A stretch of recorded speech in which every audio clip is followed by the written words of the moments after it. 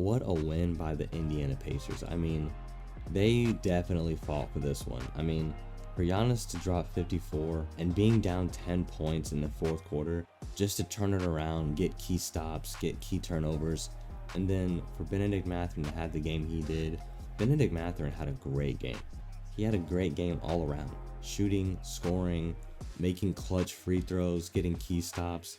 Benedict Mathurin deserves major props for this win. And of course, Tyrese Halliburton can't go unmentioned here. He led the way throughout the game. The Pacers had to, put some strategy together to get Giannis off the line and out of the paint. And, they did that to a degree, but down the stretch is when they really turned it up and got some key stops. They started swarming, double teaming, and that's when they really took control of the game. And that's really how they just got back into the game.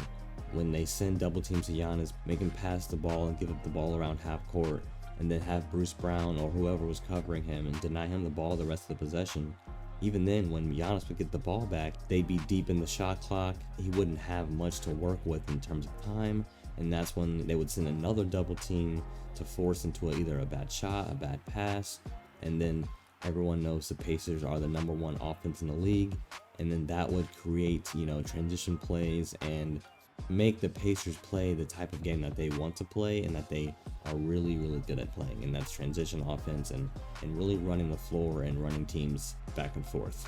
Pretty sure the Pacers had 6 players in double figures, a great all-around team effort from them. And of course, you have to acknowledge that the Bucks did not have Damian Lillard, but I think the outcome is still the same. The game looks totally different, of course.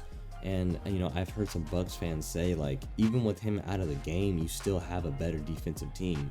Yes, they have better offense with Damian Lillard on the floor, but with him on the floor, you have a defensive liability. This is coming from Bucks fans, not me, but it stands to reason that that's fair. These are the types of games that you want to win, to prove that you're a good team. It's going to take wins like this and against teams like this, the Bucks, the Sixers, the Celtics, it's going to take wins against those teams in the regular season for teams even to take you serious. And the Pacers are really playing well, and I hope they can string along some other games against teams like this. I know they have to play Philly back-to-back. This definitely felt like a playoff game. I mean, it just felt like a different atmosphere. Even watching the post-game press conference, you just felt like it was after game 1 of a playoff series, The way they were talking, the way they were speaking about the game, and just the energy just felt different in this game. And like I said, these are the types of games you want to win. You have to win. To be proven like you are a viable option in the Eastern Conference, to at least be taken serious to win something. You know what I mean? Even to win a series or two, teams are going to be like, well, you didn't beat this team. You can't beat that team. How are you going to defend that team? Or that player?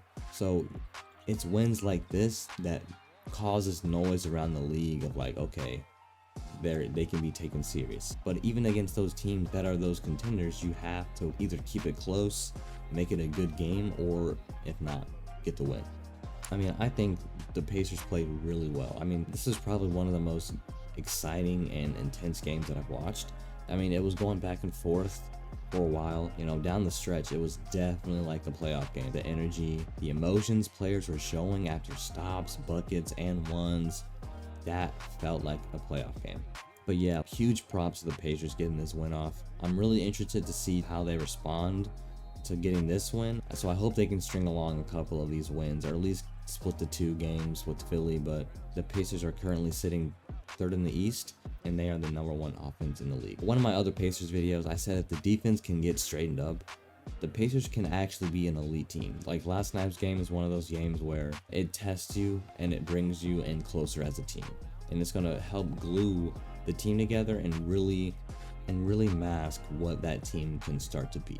If the Pacers can pull off wins like this consistently against teams like that, then I think they can really be seen as one of those teams in the Eastern Conference.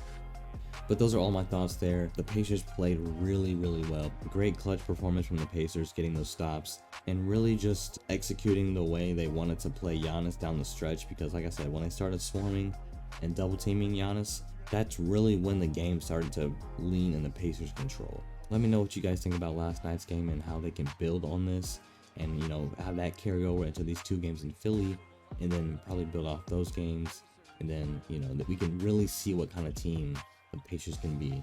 So let me know what you guys think down below. If you guys are new to the channel and like what you guys see, don't be afraid to hit that subscribe button and join the family. Other than that, I hope you have a great day. It's been your boy Mike, and you can let that beat.